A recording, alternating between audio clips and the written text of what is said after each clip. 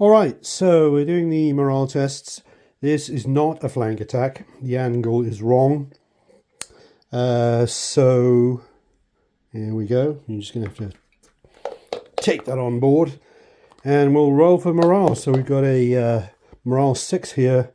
So actually we won't roll for morale, will we? Because they can't fail. Right. Okay, so then we have the old Grenadiers there, the Pavlov Grenadiers, and as far as I can see, they can't fail. Right, we'll do that one. Okay, then these chaps here, they're down one, remember, because they are in a collapsed division. Okay, so they can fail the morale test if, let's see, are there any other factors involved? No, in fact, they get no advantage for charging down the hill. They're not uphill of the enemy. They're down there on the flat. So although they're up in the air on this base, as you can see, but their front line is down there on the flat. So anyway, they are with morale 5, and oh, the Russians are in luck. They failed their morale test. Look at that. Right. Okay. So they failed their morale test. That means they are disordered. Let's do that. Definitely the result that the Russians wanted. There they are. They're disordered. Okay, now the Russians have to roll. They've got a morale of 5. So they could become disordered as well. It'd be jolly bad luck. And it's exciting times. They're disordered as well. So there we go. Good idea to leave some of these things scattered around. Well, at least in the way I use these markers. Because, it could be like, oh, something's exploded over there or whatever, a nice bit of background scenery, but it means you can just grab one then. Right, so they're disordered as well, so that's not so hard for the Russians. No. And I spoke a lot of nonsense a while ago about what happens when you're disordered in combat. Well, basically, the enemy gets saving throws. If it's fire or if it's melee, they get saving throws for all your hits. Okay, but they still have the edge. They still have 5 dice against 4. So we shall see. But of course, what that means now is that whoever loses that melee, if they still survive, because they've already got 2 hits, remember, they have no hits. But if they survive the melee, but they lose the melee, they're going to rout. And in routing, they're going to lose a strength point. And then they're going to rout. Okay, so, right, so that's what's going on there. And then remaining morale tests. Let's see, they're morale 5. Who is that? Udalai's Infantry Brigade Armée, as far as I can see. Let's roll them up. Because they're within close range of the enemy's guns. No, they're all right. And then we've got the Grenadiers here, who are, Kaporsk. Yep, let's roll them up. They've got a morale of 6, so we don't bother rolling them up. They don't have any other factors. And we're not going to bother rolling them up either because they've got the same situation going for them. Okay. Morale 6 down there. Right, so that's the morale tests done. Let's do the combat. Well, just in the math and the research and the accounting, as it were, on this particular melee here. So I'm actually going to do this one here. They have no hits on them, and they have a strength 5 unit, so it's a big beefy unit. I've got to start putting the numbers on these labels, so because otherwise you have no impression of how big the unit is, how inherently strong the unit is. Over here, they've got one more hit they can take, these musketeers, so a bit of a big difference. So the chances of them being eliminated is well, they're rolling 5 dice. They'd have to roll 5 6s to eliminate them. So they're not going to be eliminated. We know that. The chances of them being eliminated is actually very good. So yes, looking back on it, you might say that was rather a questionable attack, wasn't it? But anyway, the die is cast now. So let's cast some more dice, I suppose. Yes, so let's have the Russians going in first. So they are going to be, there we go, they're rolling 5 dice. Because they have their dedicated guns. And, don't forget saving throws on both sides. Yep. Right, they managed to get one hit out of that. Okay, there we go. And let's roll to see if the French can save against that. 4, 5, or a 6 is a save. They did not, so there's one hit on the French. Okay. All right, remember, as we learned from a previous combat, you can't win a melee if you are eliminated. So we'll see what happens here. Okay, we've got 4 French dice. No dedicated guns for the French. Don't forget the saving throws. And they have no hits at all. Right. So that means that the Russians, plucky Russians, won the melee. Did they not? They did. Yep, they did. Okay. So let's see. That means that the French are going to rout. Yes, they are. So they're going to take a hit. And if they rout, they take another hit in the act of routing. And due to the clever positioning of the French commander, it looks like they should be able to do that without, well, they're going to be able to do that without running through anyone else. And I don't think they're even slowed down by the wood in the case of routing. But the question is, will they go off the edge of the world? Now, let's see. If you rout, you move a full move, which is 1,600 yards. So you're watching this live now. It's terribly exciting, isn't it? Let's reposition the wood there a little bit, the tree. And so we can, there we go. So if we go straight back from there, well, do they go straight back or do they go away from the enemy? Because the enemy is more sort of over there. Now that would be bad for them, because if that meant they had to go sort of like in that direction, it would not only whack them through the cavalry, but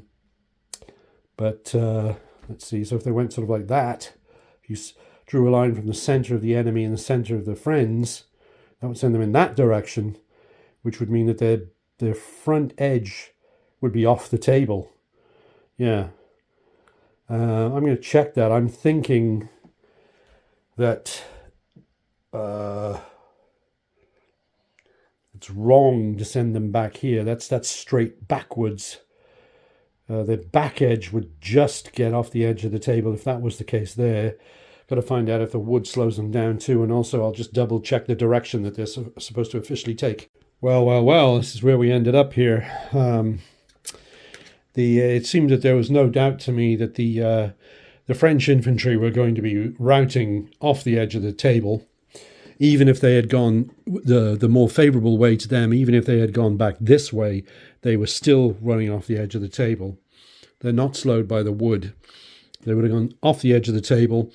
But I thought it was more reasonable also that they should go from the center of mass of the enemy. So that would have sent them in this direction, which is what they did, what I had them do. And so they routed off. That meant that they ran through the artillery here and disordered it. And it also meant that I should check that, because they were not disordered, but they routed through them. They weren't disordered when they went through them. Let me check that. But the thing is, they hit who was that? Davout's light cavalry that were already disordered, and they routed through them in the first half of their move. So they took the cavalry with them. The cavalry routed. So Davout has lost his core light cavalry unit, and all of Friant's division has been lost. So let me check. I got to check on what happens to that unit that was not disordered and was routed through. Right. They are as they should be. They were disordered, but they don't get moved in any way. So the other thing that happened was when you've got a commander who is with a unit that has just been destroyed, I'm pretty sure, I'm not even going to look this up, I'm pretty sure he can sort of teleport to another unit within his organization. So therefore, Marshal Davout was over here. So I've teleported him over here to Montron. They are part of Davout's corps. So he's over here. Popped him over there so that he can provide more command flexibility over here. We've also got Friant over here, but as far as I can tell, it's useful to have him because this is Davout's core artillery, and he can command that. So although he has no division, you might say, what's his name? Friant. So let's imagine he's a general, I suppose. You might say, General Friant. You must look to your division, sir. In which case, of course, Friant would say, Marshal Davout, I have no division. Yes, paraphrase quote there from the film Gettysburg. Marvelous film. Anyway, moving on. So we've got this big melee going on here. And I'm sort of zoomed in. Well, I'm not zoomed in. It's just very close to me because I decided, unusually for me, I've decided to sit down because I just can't take the standing up anymore. So I'll be on my feet in a few moments, I'm sure. Anyway, so let's sort this one out. So we've got the Pavlov Grenadiers, and we've got the artillery, and we've got the artillery over here. Close range here, long range there. Indeed so. And let's see, let's get the necessary accoutrements. Sorry, one more detail. This unit here, of course, had the option to advance because it routed its melee opponent, so it had the option to advance, decided not to. Okay, just doing it by the numbers. Right, so first of all, we'll have the artillery here, which are not close range, so they're hitting on 6s, and they've got nothing there. Okay, and then we've got the one artillery unit, which is firing at close range, so they're hitting on a 4, 5, or 6, and they've missed. Not going the Russian way so far. Okay, now we've got the really big guns. We've got the shock troops, so they're rolling 5 dice because they have dedicated guns, and they're hitting on 5 6s because they're shock troops. So I've had that die there as a reminder to me, the big, great, enormous one, but that won't fit into my shaker, so I'm going to put 5 normal sized dice in my shaker. Right, looking for, come on Pavlovs, we're looking for 5s and 6s. There are no saving throws, and good lord, look at that, 1 hit. Right, it's all the snow it is, I suppose. Yes, a lot of slipping going on. Right, very disappointing there. Okay, and although, of course, they won't be bothered by the light cavalry anymore, they might be bothered by that light cavalry over there. No, they won't. They can't make a move towards the enemy. Ooh, things are developing in an unusual direction. Right, so now the French fight back. So the French fighting back.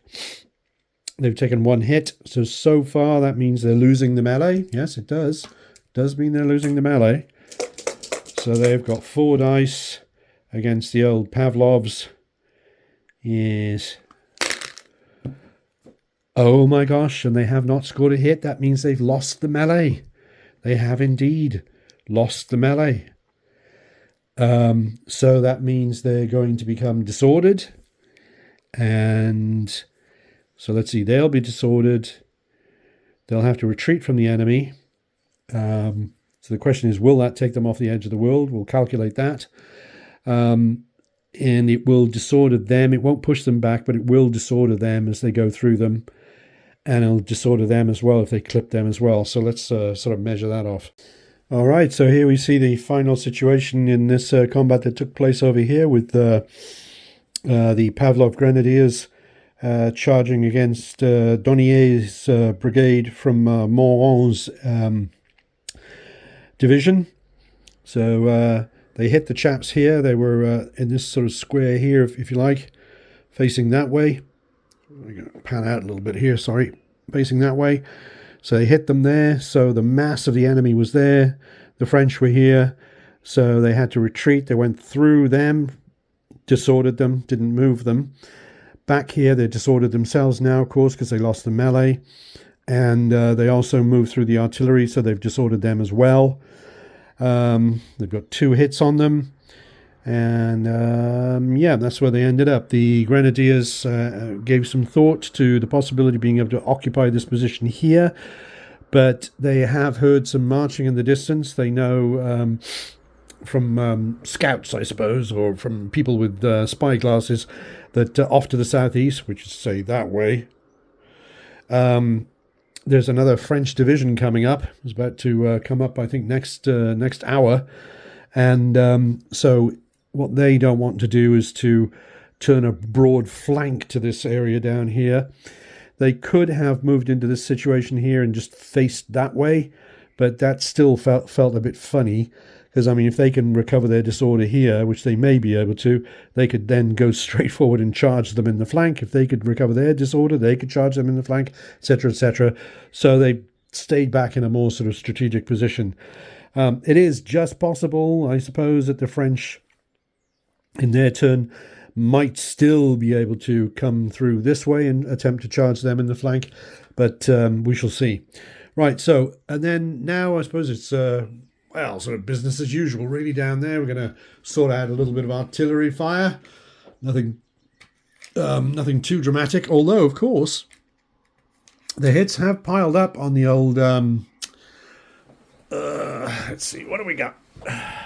Those chaps down there, what are they called? That's the odd name one, isn't it? Taurid, or Torrid, or Torridae. These chaps. Right, so let's roll that lot up and see what we get. Okay. Right. So we got the Russians firing at the French there. It's close range. 2 shots. Let's see what they get. And they've got nothing. Okay. Disappointing there for the Russians. Must be all the snow. We got the French firing at close range at these chaps here, which are Kaporsk, the Kaporsk regiment.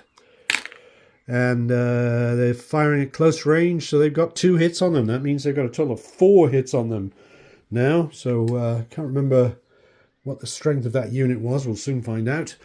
2 hits here going against the Taurid regiment, the Grenadiers there, hitting on close range. They got 1 hit there. Okay, let's see what they got. Right, Tavricheski. Yeah, that's, I'm going to drop this Tauridi bit. Right, Tavricheski Regiment. Grenadiers. Yes, very good. Очень хорошо. Anyway, they've been eliminated. They've both been eliminated. Look at this. Grenadier Brigade. Eliminated. Yes. See, just at the end, took their final strength points, and that was that. So, yeah, you know, a bit of a blow there to... Fabian von der Ostensachen. Big hole there in the line. The French business of sort of like, well, wheel up the artillery and keep blasting away at short range. You might say the Russian commander over there was a bit unimaginative, just sort of stood there and got shot at. But, well, you know, those are the breaks. Anyway, they punched a hole now in the Russian line, and of course that was done in the Russian turn, so that means the French can now advance forward into that gap if they want to. They've even got heavy cavalry down here that could go sailing on down there, so it's good. It's interesting because throughout most of this battle, I've been looking at it from the point of view of how on earth are the French going to have a hope in heck of winning this battle? Because the Russians can just sort of stay put and say, come and get us. Well, I mean, even if the French can go sort of surging through here, I mean, well, it's only, let's see, the next turn, the French turn will be turn 5. So you got turns 5, 6, 7, 8, 9. So they got 5 turns to play. But they haven't exhausted any Russian divisions yet. But, you know, because that's happened, at least there's a possibility here. Because right now, the French, of course, the French have got another division. Another one of Davout's divisions is going to be coming on down here. So you got Moron here, where lots of disorder going on, that sort of thing.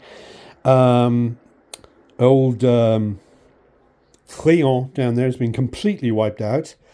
But they do have another fresh division coming on, which can come on anywhere along this edge down here.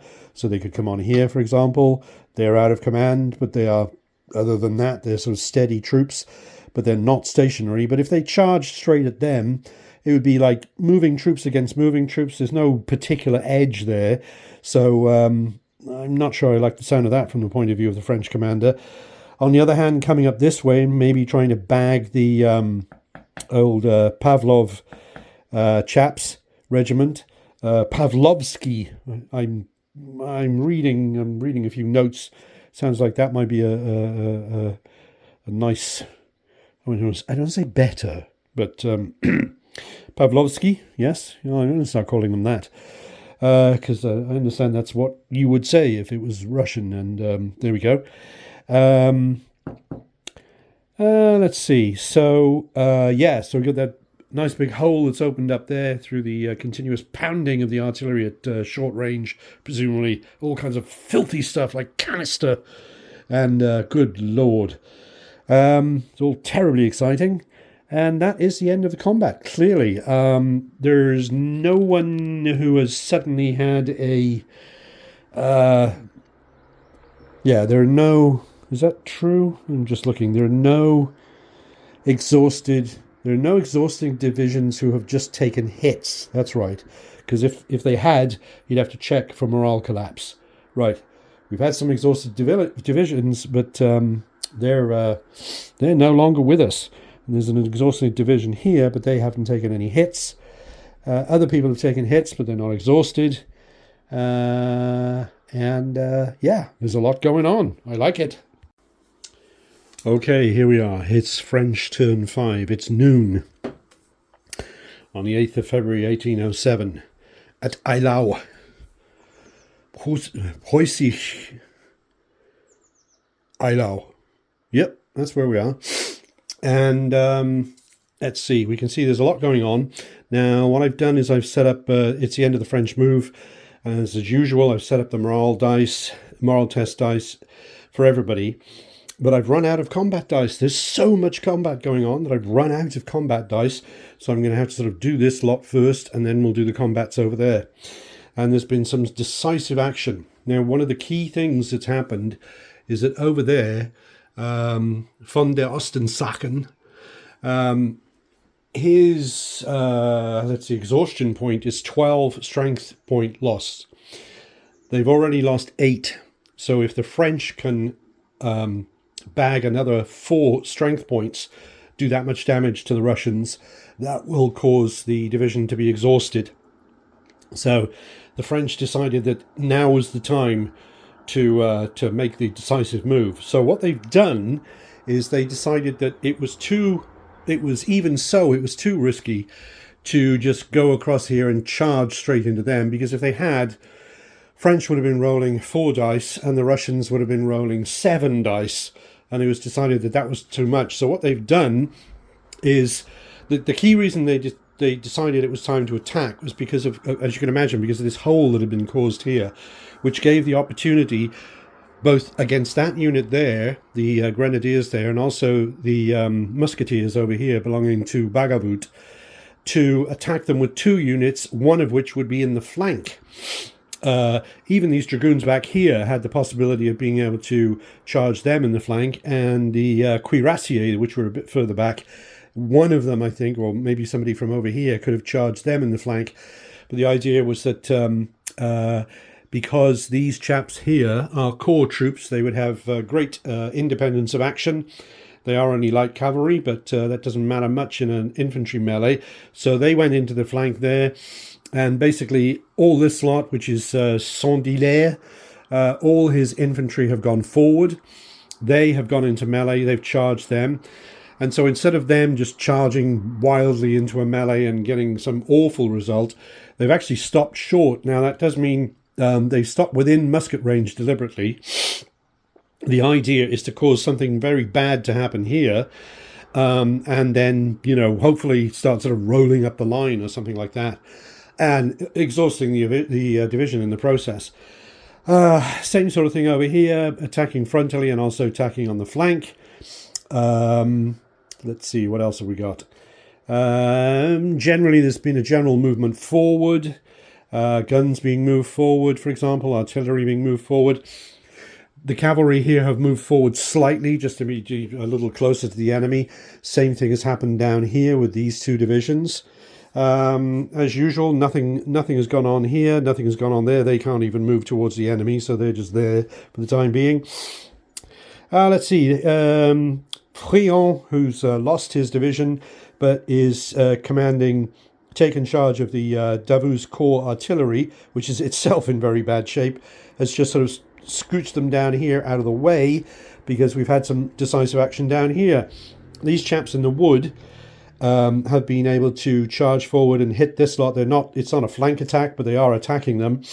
And then the newly arrived Goudin, there he is down there. One of his brigades, looks like it's the Petty Infantry Brigade, has hit them.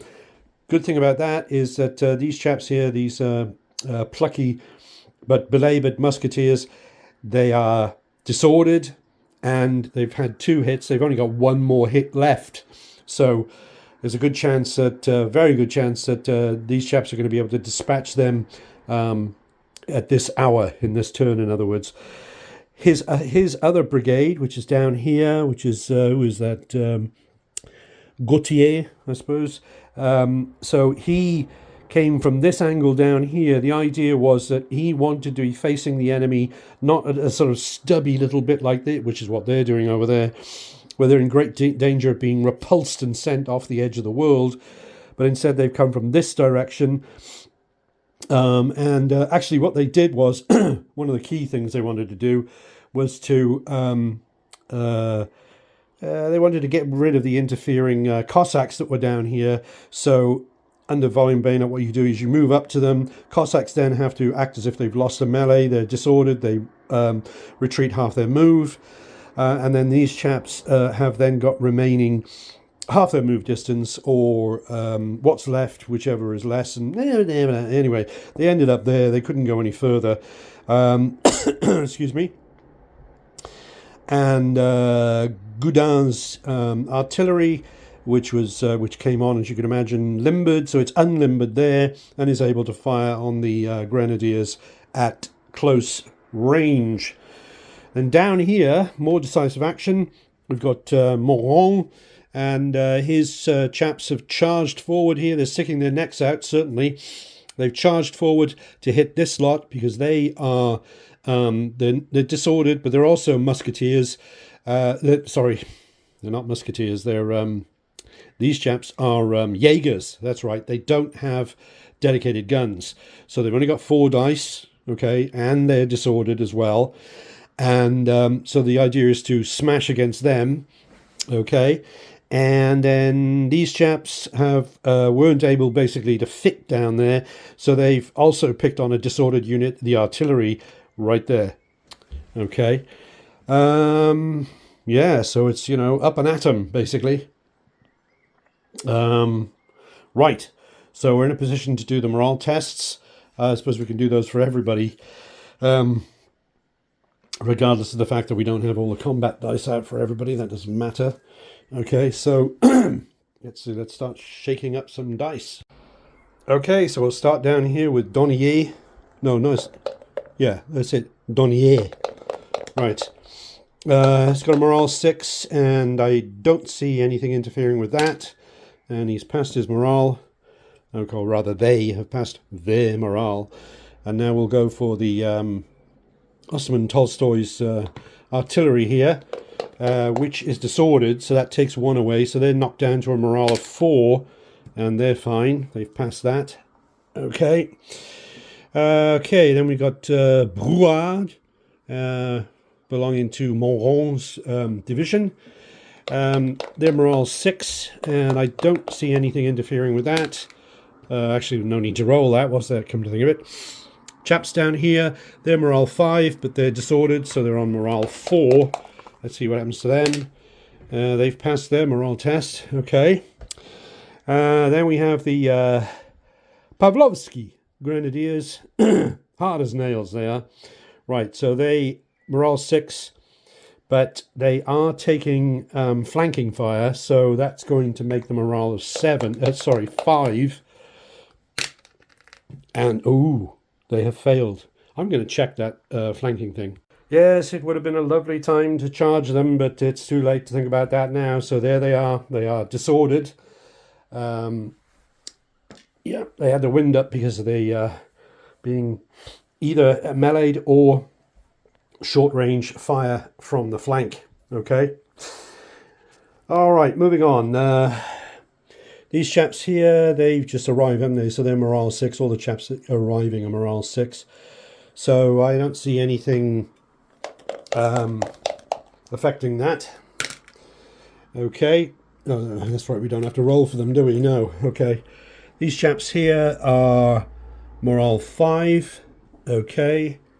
And they are not being fired on in the flank because they're too far away. And they would have passed anyway. Okay, there we go. Then we got the Russians. They are not uphill. Their front rank is on the level ground. So let's see, they're disordered. That's a -1. So they've got morale 4. Yeah. They passed that. The only unit to fail a morale test so far is the Pavlovsky Grenadiers. That's interesting. Okay. Who would have thought? Right. Yes. So we can carry on and do the morale tests for the other units, even the ones where I've run out of combat dice. So we'll test for, let's see, let's name some names, get a bit of theme going. Oudelet's brigade, which is the Amé brigade, belonging to Oudelet's division.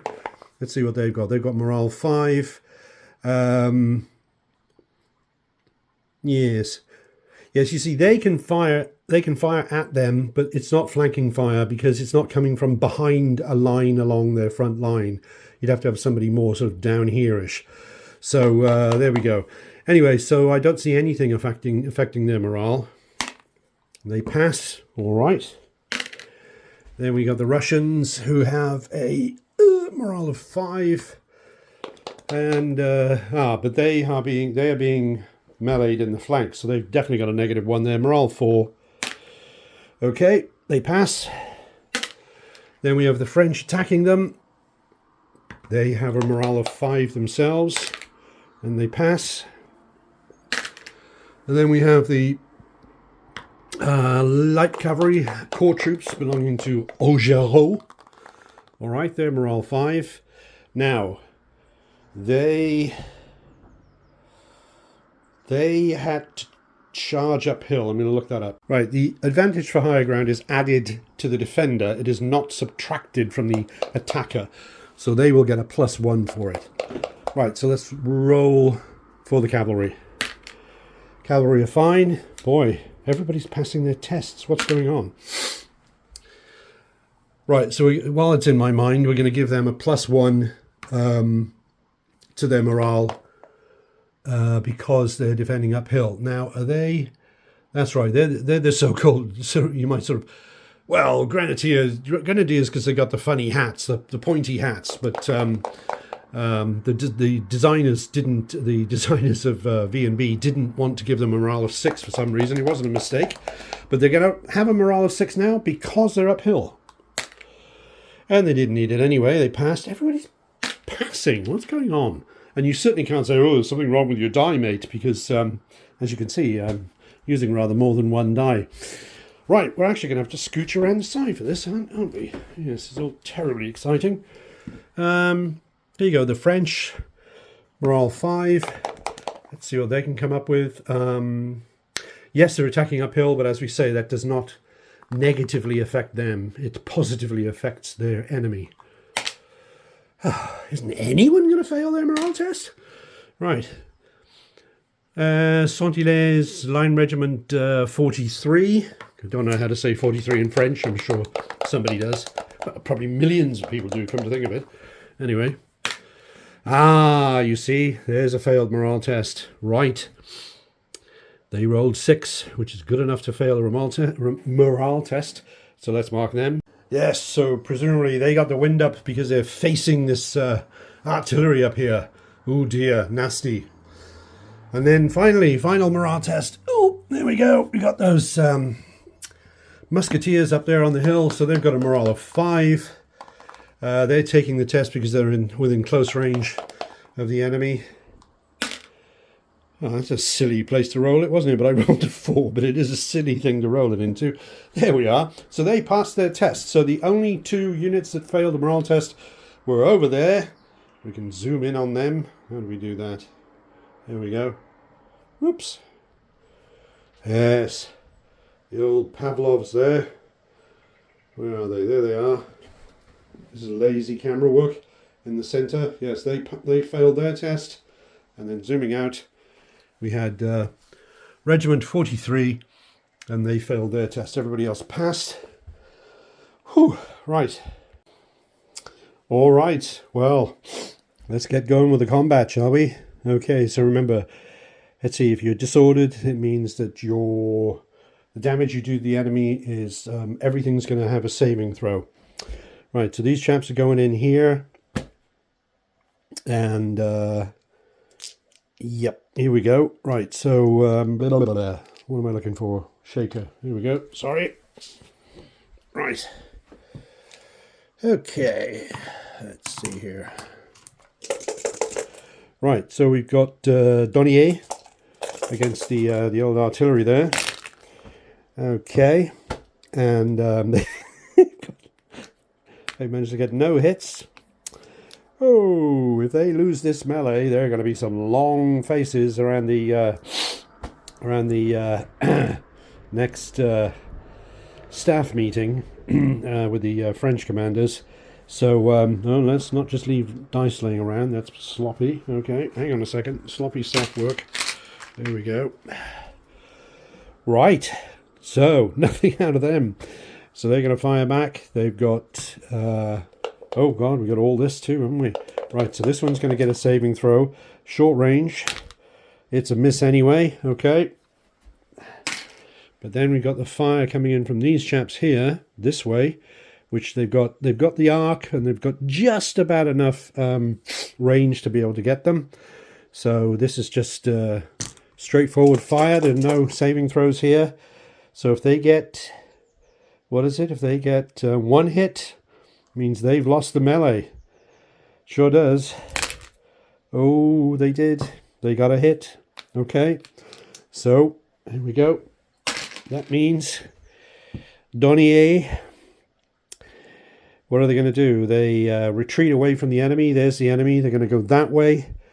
So they're going to go through them and disorder them, and they're going to retreat off the edge of the world. So Donier's brigade is lost. So the plucky chaps here have held the line. Well, as they say, that wasn't supposed to happen. But anyway, pressing on. Okay, so we've got... I'll do the Russians first while I'm remembering that they are disordered. So we've got the Jaeger Regiment 24 down there, firing at Brouard, these chaps. And this is going to get saving throws. So there's 1 hit. Okay, and we'll... check the saving throws on that because they are disordered. Off we go. And they saved, so there's no hit there on the French. This looks rather more promising then for the French. And if they take 1 hit, they're destroyed. Because it's only a 3-point strength unit. And there's our hit. Okay, that's all we needed to see. All right, there are 2 hits on them, but that will destroy them as stated. All right, so let's settle that up. All right, so there we are. That's what we ended up with. The unit has been eliminated. So old Alexander Ivanovich Osterman Tolstoy with his chaps down here, or rather, wait a minute, what's left of him here? Hang on a second. Yeah, this is a different division, isn't it? Yeah. So Osterman Tolstoy, you got like 1, 2, 3 infantry left, 4, but they're still, it's a long way before their exhaustion point. I think they've got 8 points of damage have been done to them, or maybe even 7, and their exhaustion point is 15. So it's a long way off Right. Okay. So now these poor chaps here. Who is that? Brouard, brigade belonging to Moran's division. They're there by themselves, and they're basically surrounded by the enemy. Unfortunately, these chaps here, they were going to push forward and help them. Their brothers in arms have been sent packing, shot off the battlefield. So they are basically surrounded. So we'll see what happens to them. Right, pressing on with the combat. Let's see. Okay, so we've got the Russians here. They are disordered, so must remember to do saving throws. Okay, so they got 5 because of their dedicated guns. All right, let's get them going. Here we go. And they have to divide the casualties as evenly as possible between their opponents. Okay. And they're hitting on 6s and they've hit nothing. Okay, all right. Not so hot for the Russians. Not so hot. In come the French with meleeing with 4 apiece. So from this brigade here, see what we get. Nothing. It's all the snow it is. Yes. And then presumably it's blunting their bayonets or something, I don't know. Right, there we go. Right. 4 coming in from these chaps here. Oh my goodness me. Now this doesn't happen very often, does it? I wouldn't say. Well, no, that's a melee tie, isn't it? Of course it is. Yes, that's a melee tie. No hits were scored.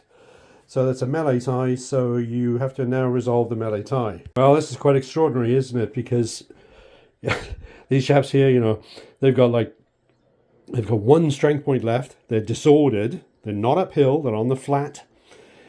They're basically outnumbered 2 to 1. Well, more than that probably.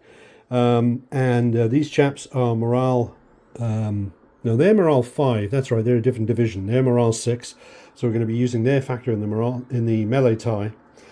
But wouldn't it be? I mean, because now we're just going to roll the die. They've got a morale of 5. They've got a morale of 6.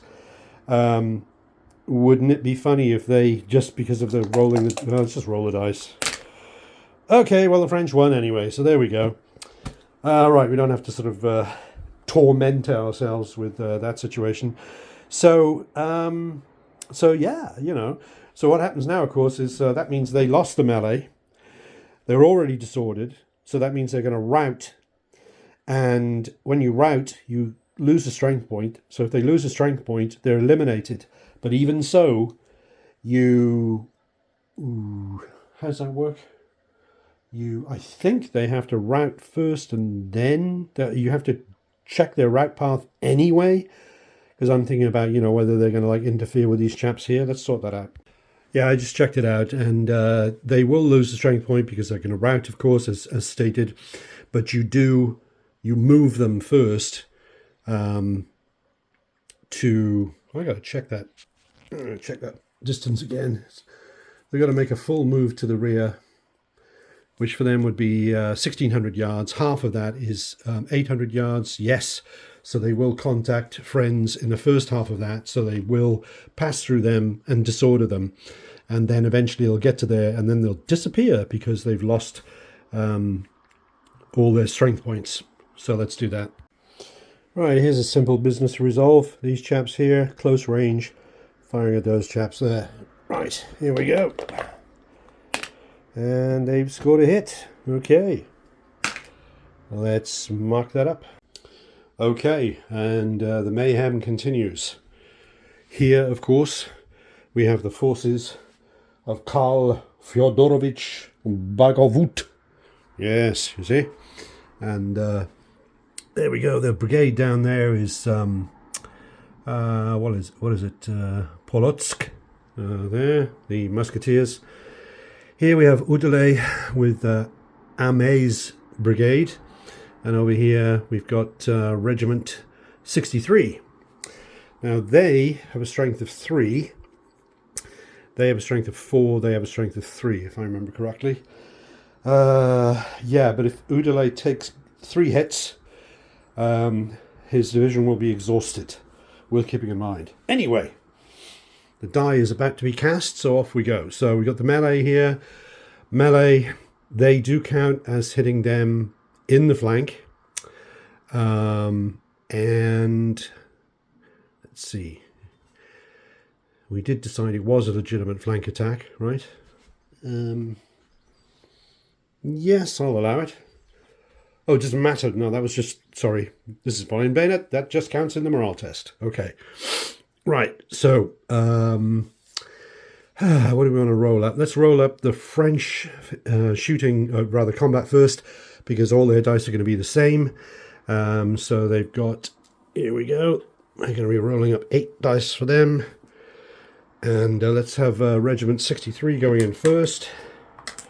There we go. See what they can do, hitting on 6s, no saving throws. Well, they got plenty of 3s, but I'm afraid that that's not their lucky number. No, nothing there. It's all the snow, I imagine. Remember, the snow's falling. Yes. Eylau. Yes. Okay, now here we go with Oudalay. Again, Oudalay's division with Amé's brigade. Let's see what they can do. And... we got a 6, right? We got 1 hit. 1 hit out of 8 dice. Okay, that's not far off typical probability. Okay. In other words, 1 in 6 would be typical. Right, so now we have... they better brace themselves, because this is not looking good for the French, as far as I can tell. Short-range artillery here, coming in with a canister. So they're going to be hitting on 4, 5, 6. And there's 1 hit right there. Okay. Okay, there we are. And then, my dear fellows and fellowettes, this is the full blast. This is what you get for going into melee, for charging stationary chaps with dedicated guns. They have 7 dice. Good Lord.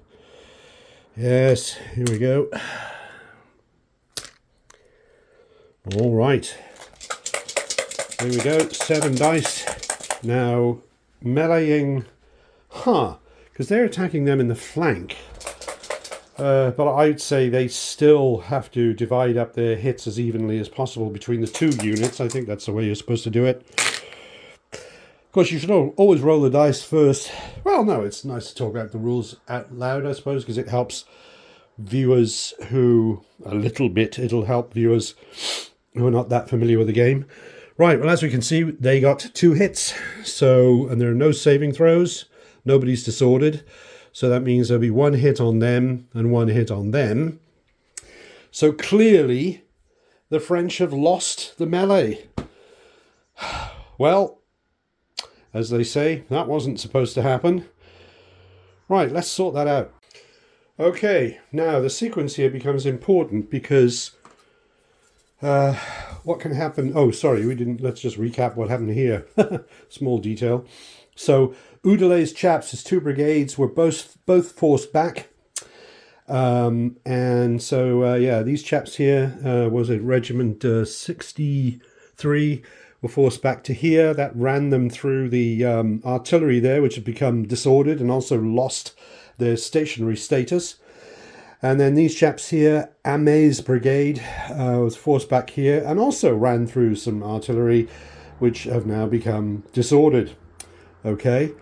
They took their 2 hits, they took their 1. They are both disordered. These chaps are smiling. They've chosen not to advance or anything like that. They're happy where they are. I suppose they could have made a free-facing change. Maybe, I have to think about that. They might have wanted to reposition themselves to have less of a sort of an open flank here. They could sort of turn slightly... let's see. They don't want to go to here, no. So they could stay where they are and turn on the spot. But the problem with that is that would mean, unless they just completely do a right face and face that way, which I don't think they want to do. No, because that means there's an open flank there for the French cavalry and everything. because they can't just sort of turn through 45 degrees, because then their base would be on top of the artillery here, which is just not allowed. So I think they're kind of stuck with where they are. Okay, but of course this was the French turn. Duh, let's keep track of things here. This was the French turn, so of course they could move quite freely in the next turn. Right, okay. But the big impact on the French, apart from not winning there, is the fact that now Oudelet's division, we'll get to this of course at the end after combat, Oudelet's division is now exhausted. It just reached exhaustion level because they'd already lost an artillery unit. So they've become exhausted, and that of course means that they also then have to roll to see if their morale has collapsed as well. And they've taken 3 hits, so, you know, there's definitely a possible, it's 50-50. If they roll 1, 2, or 3 on that roll, they will have collapsed divisional morale as well. Okay, so, but I was saying sequence is important here, because what I want to do is start off at this end of the line, because if the French win this combat, they will push the infantry away from the mass of the enemy. So that means that infantry, instead of going straight backwards, is going to have to go at least through that artillery there, and in so doing it would disorder it. So then that would mean that the artillery would be firing on those chaps there in a disordered state. Right. Okay, so let's go ahead. I'm going to do the French first, and there are no saving throws because the French are not disordered. And